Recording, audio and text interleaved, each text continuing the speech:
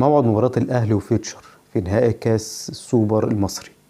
نادي الأهلي وفيوتشر هيلعبوا إن شاء الله يوم الخميس الساعة 7 مساء بتوقيت القاهرة.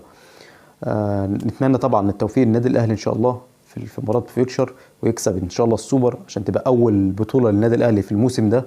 فربنا يكرم إن شاء الله النادي الأهلي. حذاري من فيوتشر، حذاري من فيوتشر، حذاري من فيوتشر. فيوتشر اخر 4 مواجهات اللي هم الاربع مواجهات اللي ما بين النادي الاهلي وفيوتشر، النادي الاهلي كسب ماتش واحد والثلاث ماتشات تعادل. ففيوتشر هيجر النادي الاهلي لسكه التعادل وسكه ضربات الجزاء.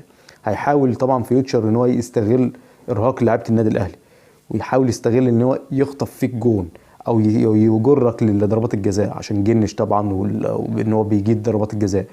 فنتمنى التوفيق للنادي الاهلي ان شاء الله. والاهم حاجه كولر يختار تشكيله تكون